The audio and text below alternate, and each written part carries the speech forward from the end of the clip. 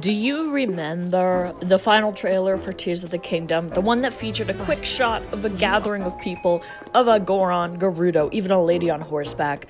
I was so curious to find out what this was in the game, and we solved it. It's part of one of the most fun side adventures, I think, with the inclusion of these monster hunter crews who bring peace to various regions across the map of Hyrule. You'll find the monster hunting crew at Lookout Landing before it branches out into 6 different side adventures that culminates into this one big mission. And he even includes a nice fabric as a reward at the very end of it all. Once you set off, you'll experience bringing peace to Hyrule Field, bringing peace to Necluda, both with Hawes, and then bringing peace to Faron, bringing peace to Hebra, bringing peace to Eldin, and bringing peace to Akkala. The first 2 involve teaming up with Hawes. Do you remember him? He was back at Hyrule Castle when you first saw the Zelda liftoff scene. Same with the other captain leaders. My favorite is the gal named Flaxel, who you help in Faron and Hebra.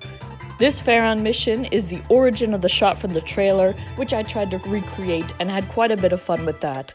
So yeah, case solved. In Faron, you're taking over a ship, but for some reason, with Flaxel, you need to do like some tiny little missions first. They aren't even missions. Basically, the monsters have taken over a ship, but you need to help the group gain access to the ship and the monsters by bringing the bridge back so they can cross. And it's very simple.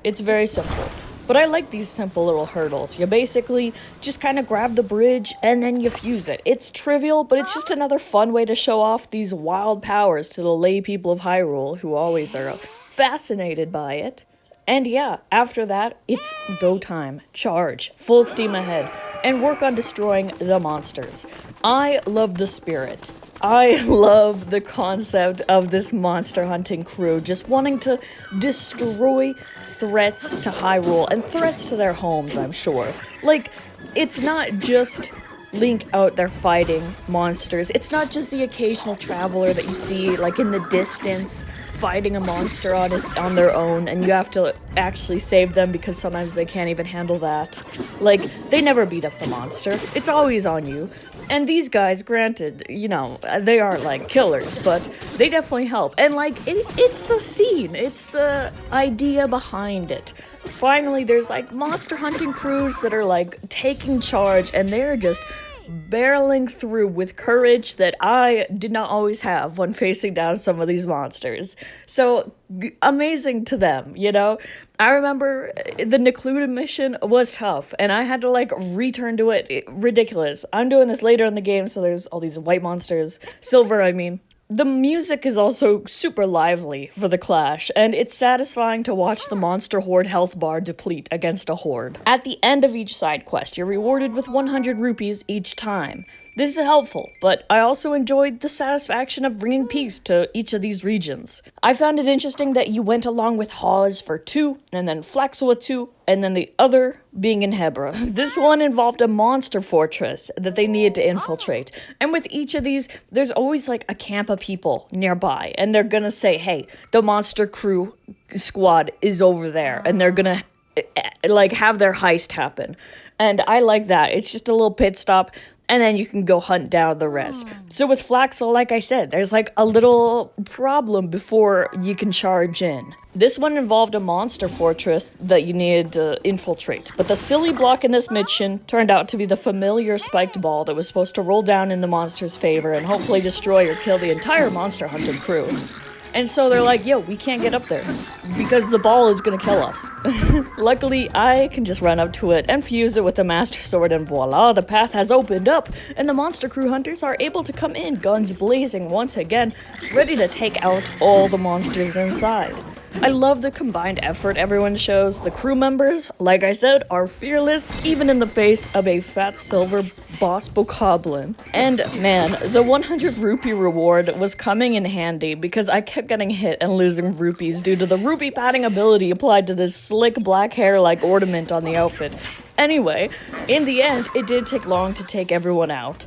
In reality, all these are rather quick missions, but it's so nice to have this handful of 6 side quests in total. Sadly, the mission in Hebra was the final one with Flaxel. So, in Eldin, to find this guy for this Bring Peace to Eldin mission, the crew is located somewhere between the two lizards. You'll likely see a campfire and be able to locate them based on that, and once you catch up to them, you're introduced to Toren. Although it sounds like I'm listing them in a set order, you can of course shuffle these all around and don't have to set a path to follow with these. Like, you can do Toren after Hawes or whatever.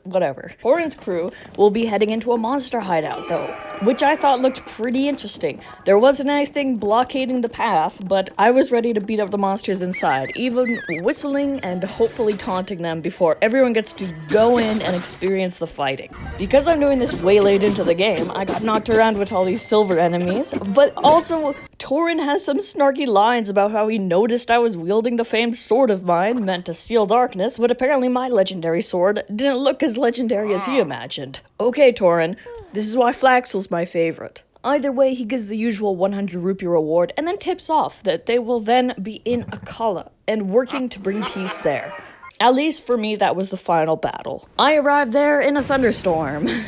Was worried we would all get electrocuted if this didn't go smoothly. And there was a high chance of that because Toren was just guiding us all. He bravely got ready, and I went to start the battle with my favorite Keese eyeball and keeping my distance technique.